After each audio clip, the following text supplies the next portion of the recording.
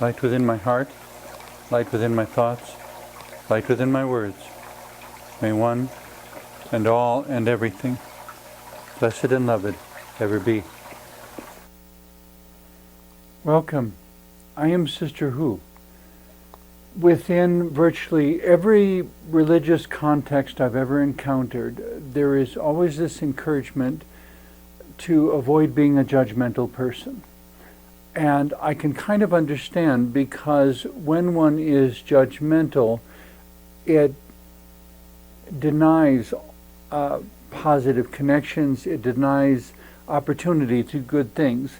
I mentioned to a friend the other day that it's important to give good things a chance to happen. If we don't provide any opportunity for good things to happen, we can hardly legitimately complain about good things not happening. If all we have invited is the worst possibilities, then we can hardly complain legitimately about those things happening if in fact we encourage them. On the other hand, even when I do everything right, there are a lot of negative things that still manage to find me, so I don't think one should blame oneself.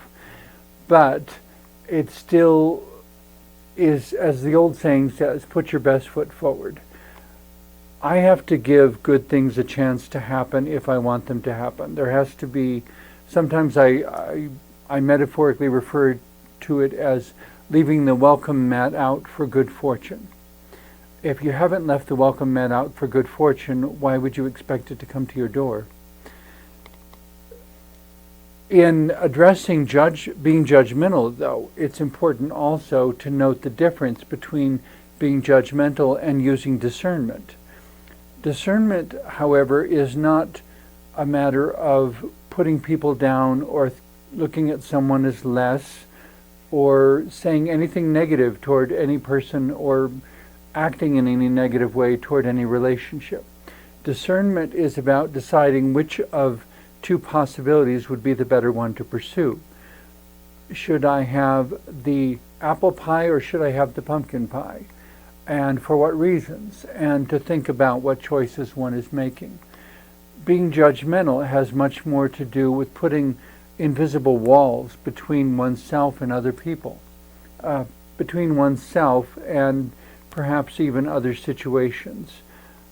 To be judgmental about an opportunity, for example, a job opportunity. They probably won't like me anyway, and so what's the point of even applying? Well, how do you know that they might not have, well, on one hand, they may have liked you more than you like yourself. On the other hand, it may be a problem of other applicants not showing up because they thought the same thing that you did. And if no one shows up, then obviously no one is going to get the job, and the employer will have to look somewhere else to find qualified applicants.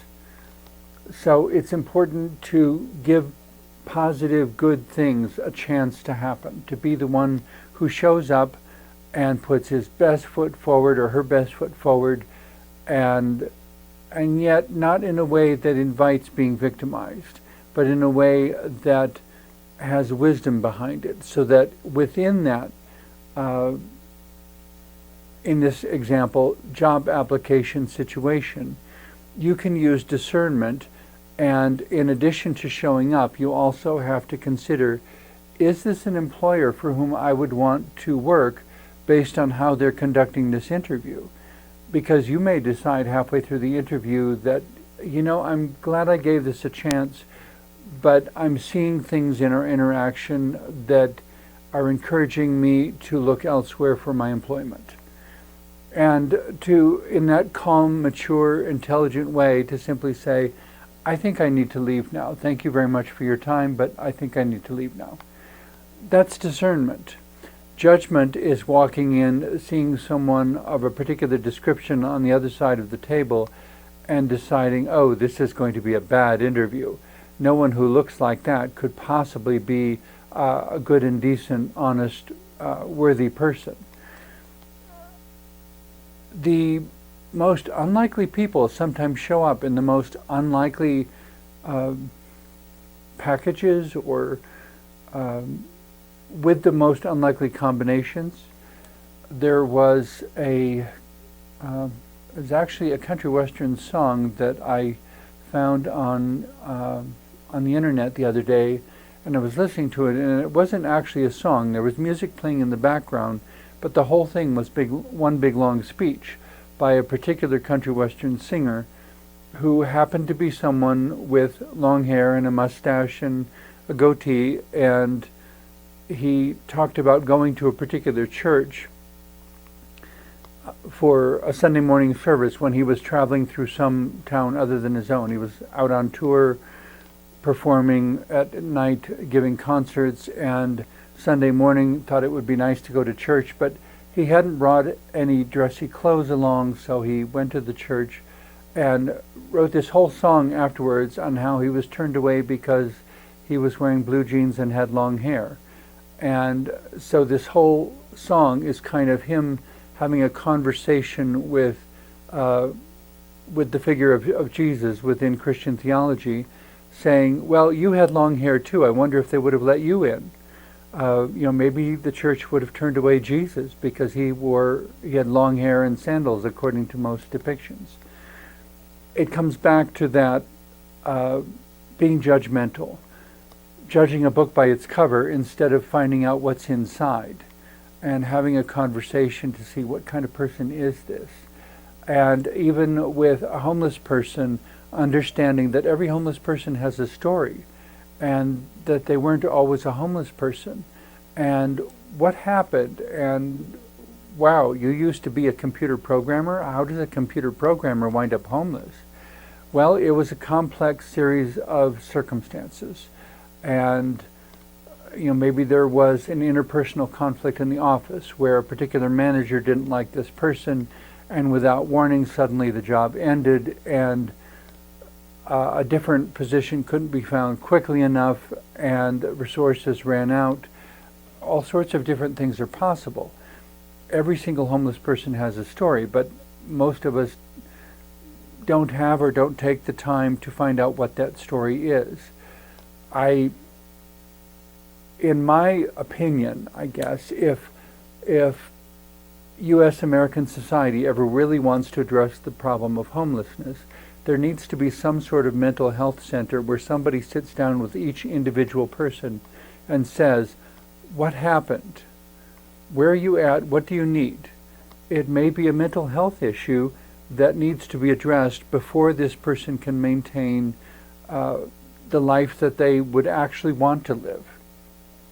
If there is no mental health issue, maybe it was a series of events that have thrown them into an impoverished situation.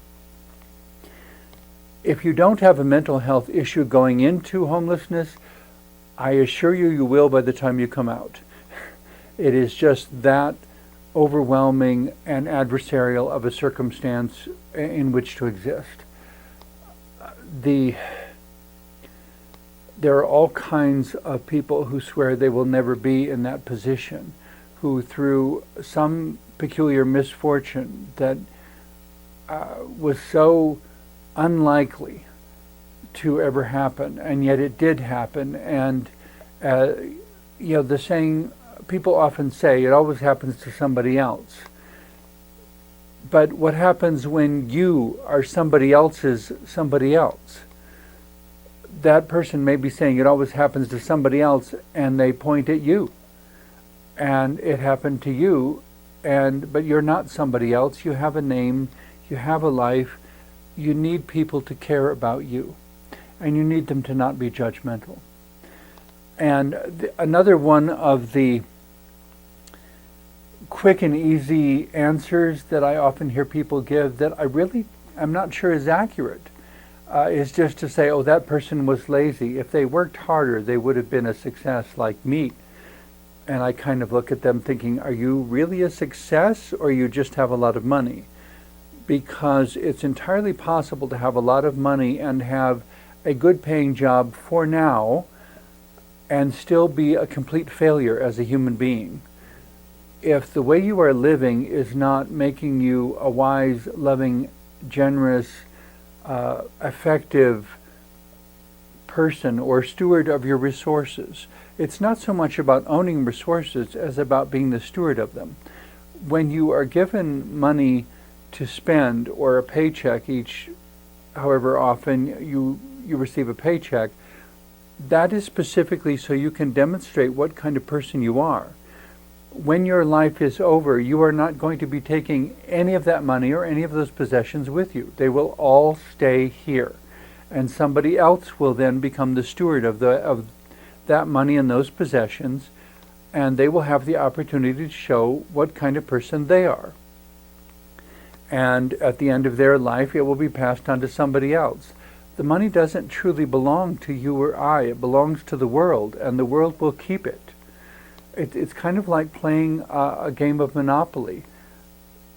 People talk about move your piece 4 spaces. Well, it's not your piece. The piece actually belongs to the game. And at the end of the game, all of the pieces stay with the game, and they don't belong to anybody who played. They belong with the game itself. Perhaps the game itself belongs to a particular individual, but they can't play the game unless they involve other people. So even in that situation, it comes back to relationships and how when we work together, we all win.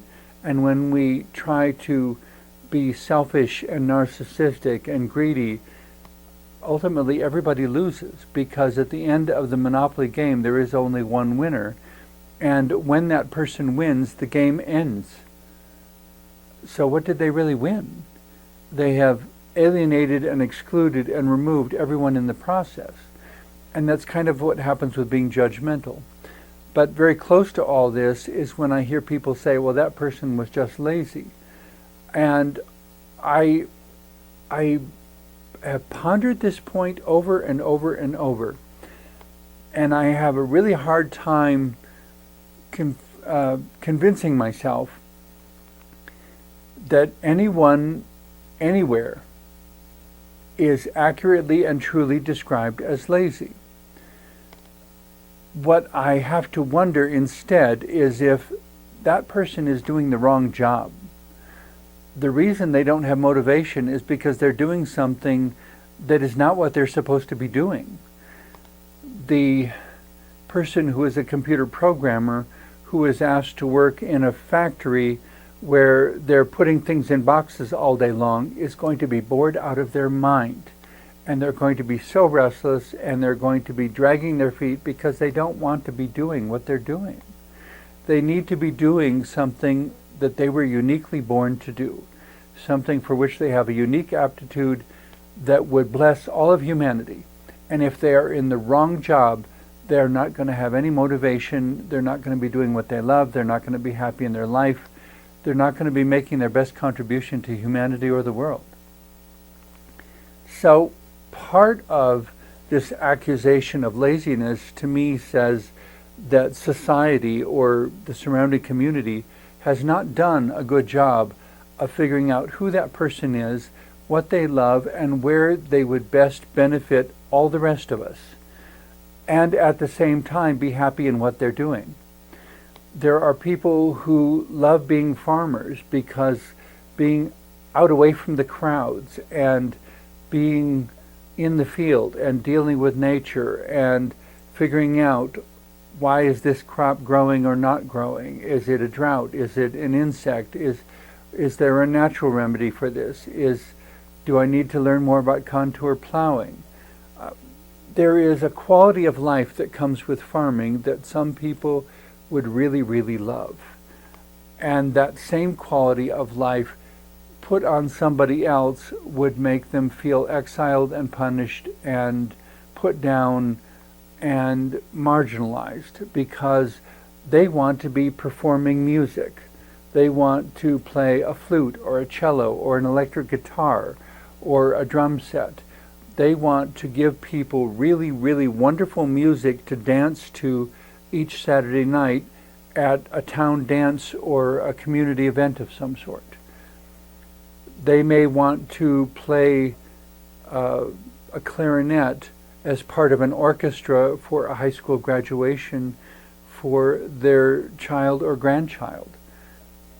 These are ways that communities work with each other, each one contributing what that person loves and is good at, and that which gives joy to that person's life and gives them a sense of meaning and purpose.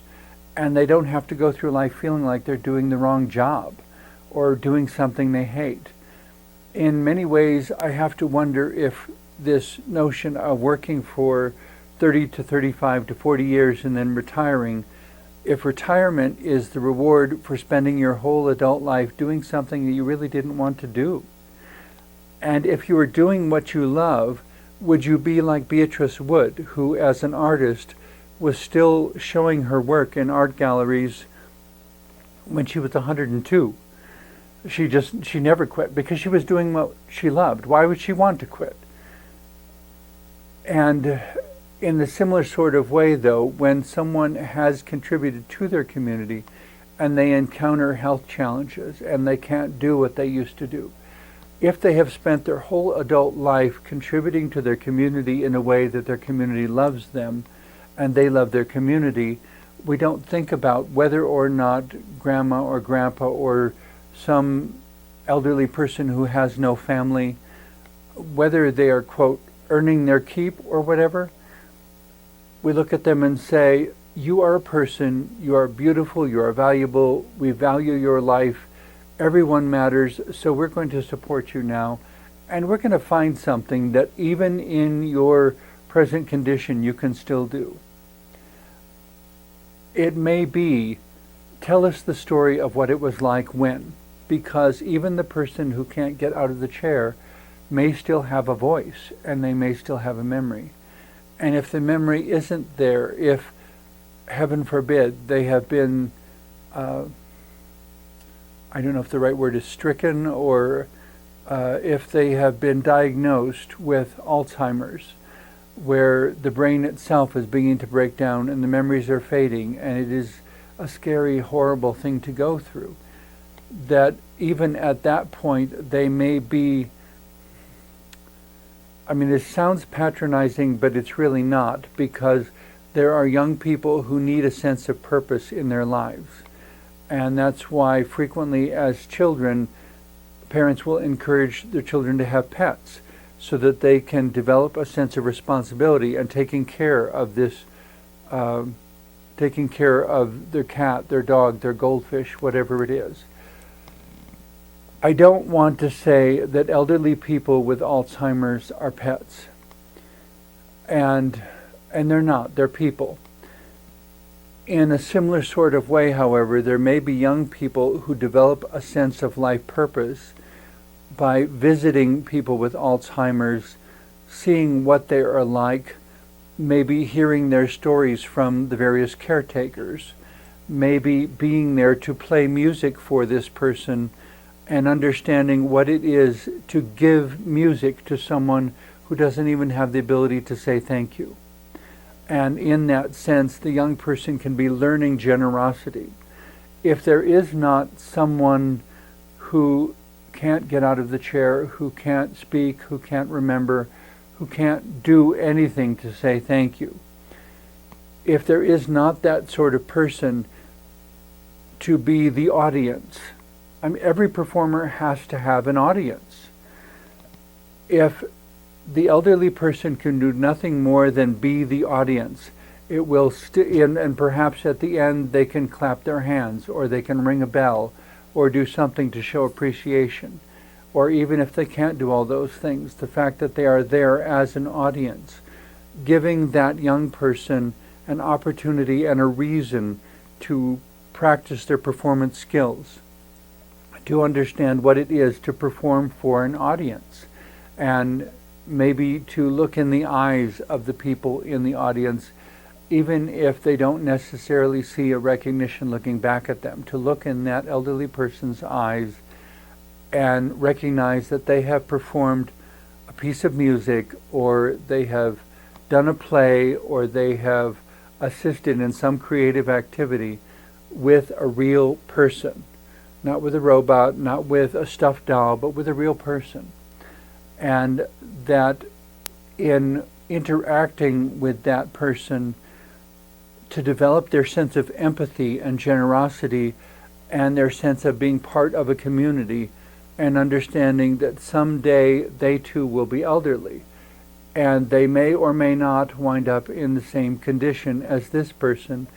But if they do wind up in the same condition, having that person as an audience will give them a chance to invest the sort of love and care and consideration that they would want to receive if roles were reversed. If they were the person in the chair, how would they want the community to still love them, to still be with them when their body won't do what they wanted to do anymore?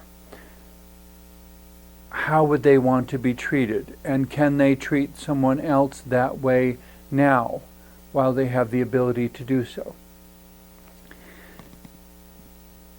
This has kind of been a completely different digression than what I was thinking of at the beginning. But it is, in a way, on the same track, that it's not, the person didn't wind up in a care facility because they were lazy. They wound up there because life happened.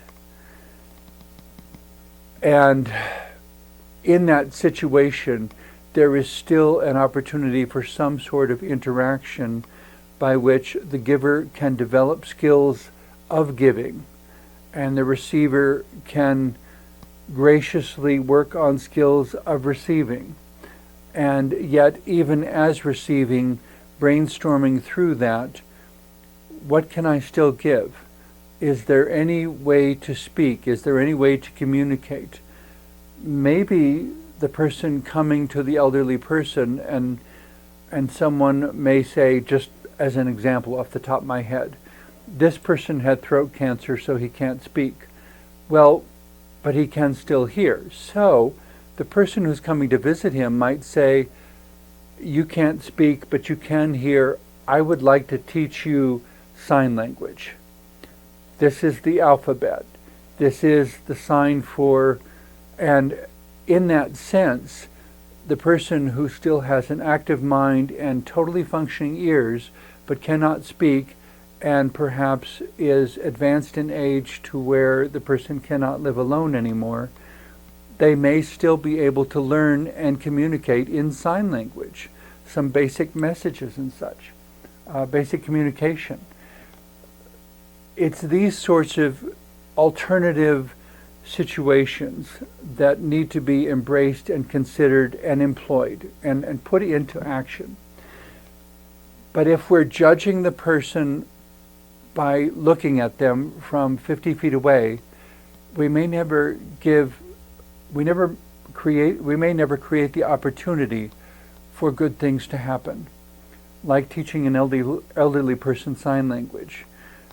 It's been said, you're never too old to learn, and I think Beatrice Wood, in showing her paintings at age 102, would agree with that the reason she was still doing paintings is because she still had something to express, and she still had something she was learning about herself and about life, something that she wanted to communicate to others through her paintings, some discoveries about life or perception, or how it looked,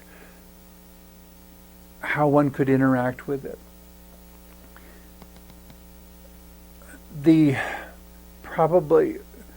I once told somebody that the worst disability of all is a closed mind. And in choosing not to be judgmental, in choosing not to just write somebody off as lazy, we are choosing to have an open mind. And one is choosing to have an open mind, and one is choosing to believe that there just might be something good there waiting to be discovered.